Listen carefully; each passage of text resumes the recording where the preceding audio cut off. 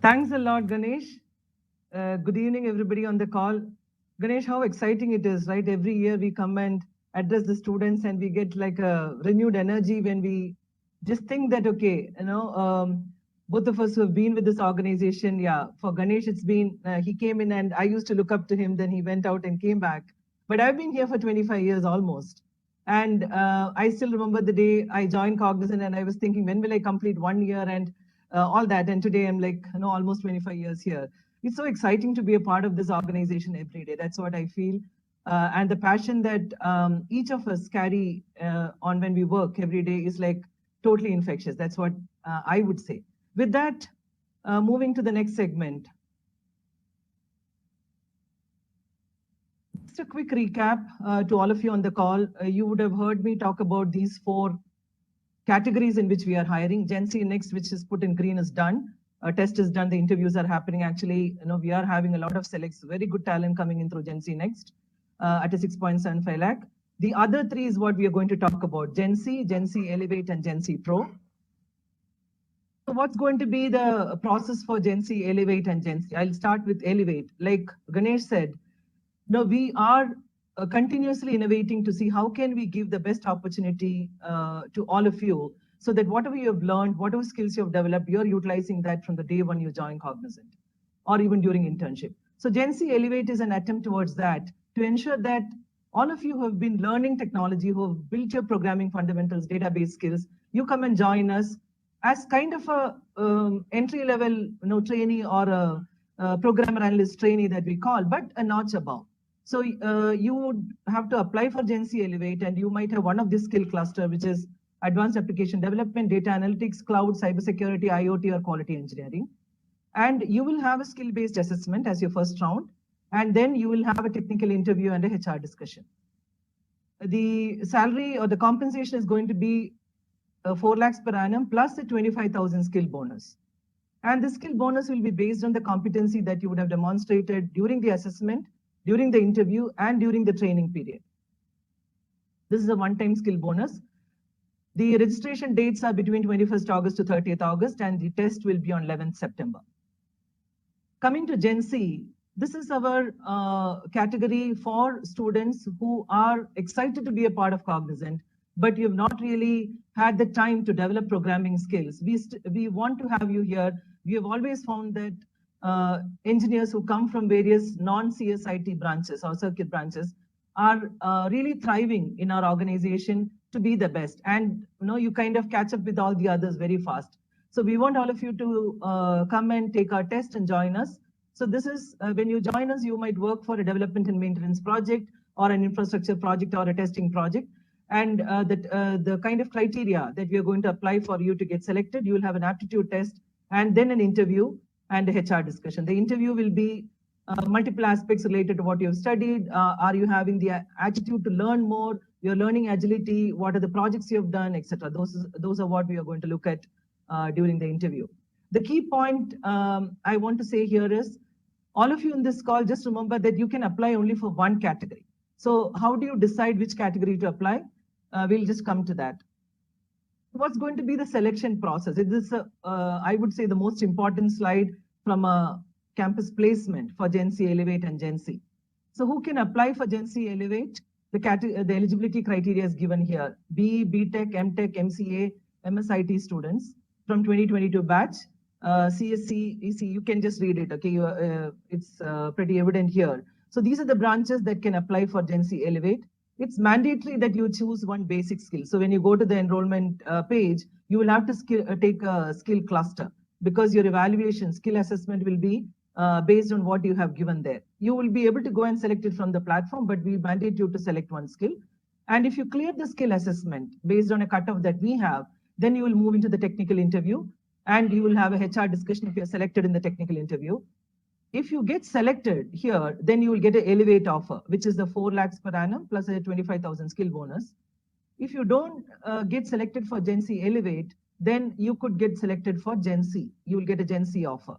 If we feel that you are not really there to be a GenC Elevate or a GenC category, then it will be a reject.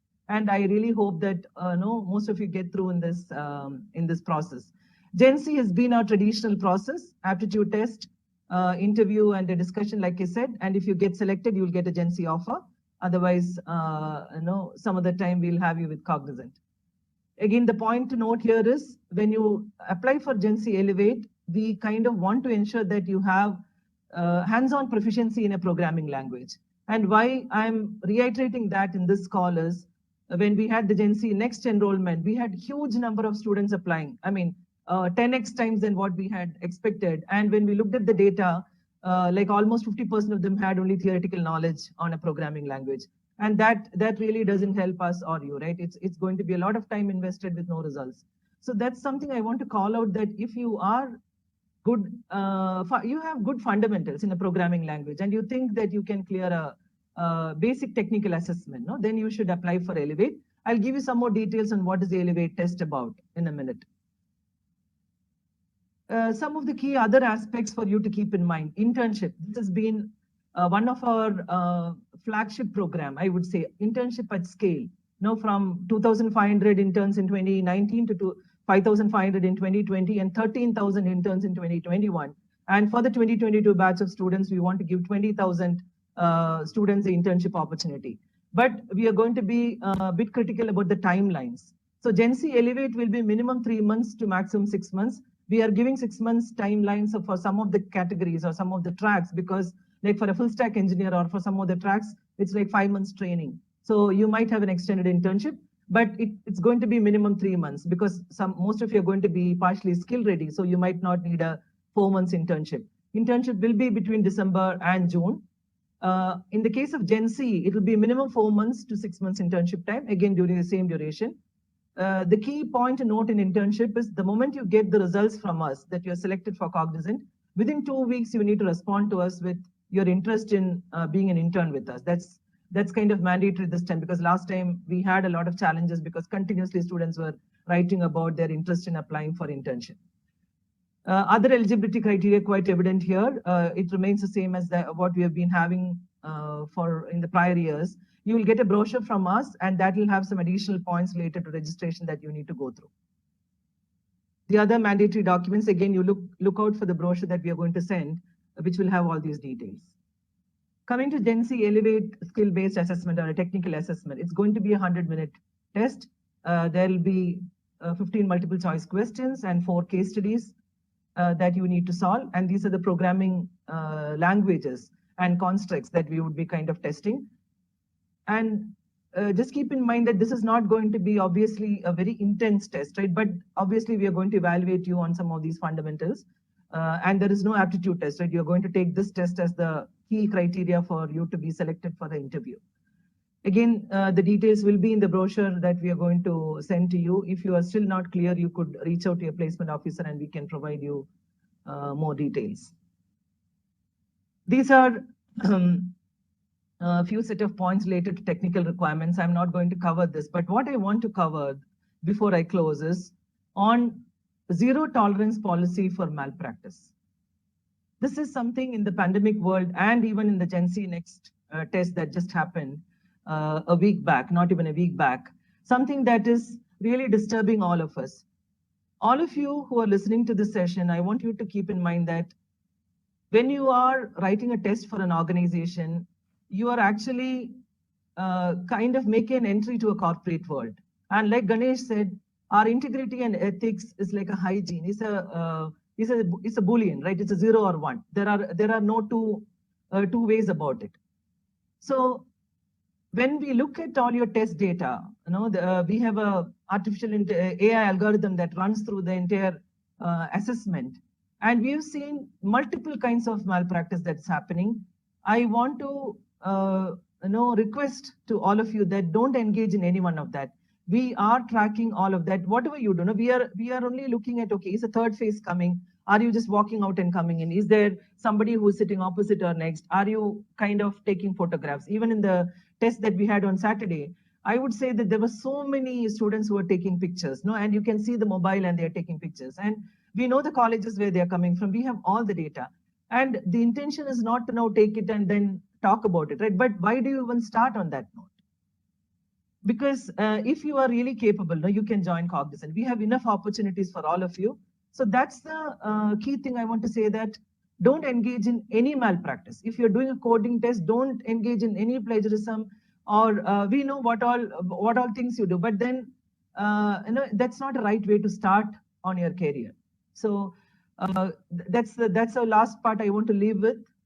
With that, now we'll open the floor for questions, starting with questions for Ganesh. Thanks, Maya. Right.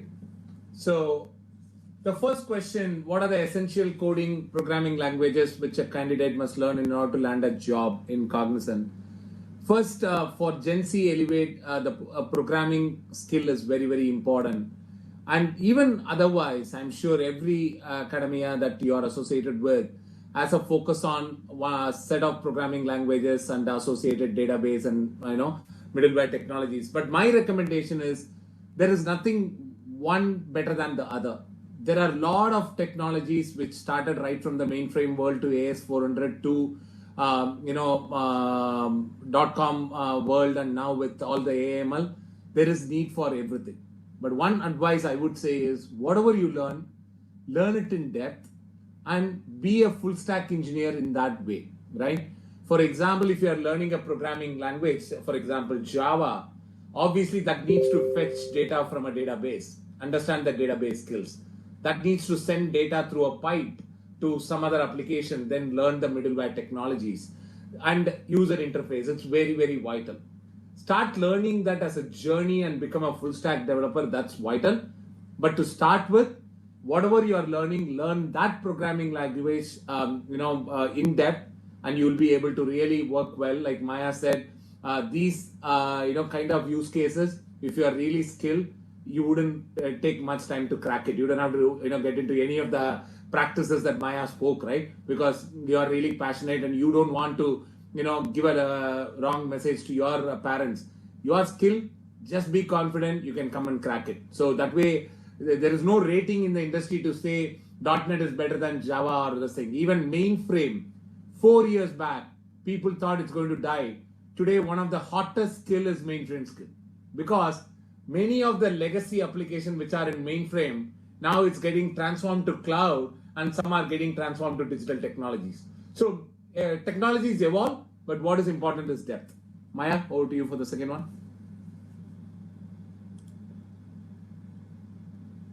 Okay. Do you want me to read the question for you? No, I'm seeing that. What are essential programming? Okay. Okay, 8th semester internship, and so the every year we have been evolving on the internship program, and for this year's from 2021 internship itself, what happened was we had almost this 13,000 students who did internship. They were in more than 40 to 50 skill tracks. So you could be on a full stack engineering stack that you will be learning during internship, or you will be on data and analytics, or you could be on IoT, any of the track, right? So what you will do during internship is, if you are joining as a GenC Next intern, then you will be directly put into a project. You might have like 2 to 3 weeks of training, and then you will move directly into the working on a real live project. And if you're an Elevate category student who has been selected, you will also have maybe a 4 to 5 weeks of training, or a short training period, and you will be moving to a project.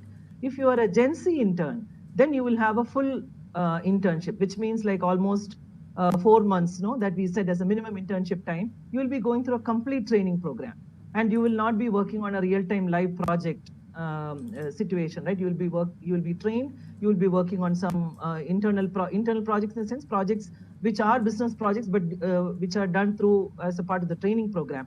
So essentially, internship will build you the depth and breadth that is required for you to be productive day one in business. Depending on where you enter, the kind of training intensity will differ. That's what it is.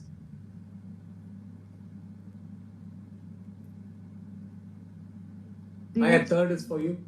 Maya could take the question 3 also. Like 3, 4, and 5. I think I'll take 3 and maybe 5 as well. So this is a common question that comes, Ganesh, right? How many people will we take?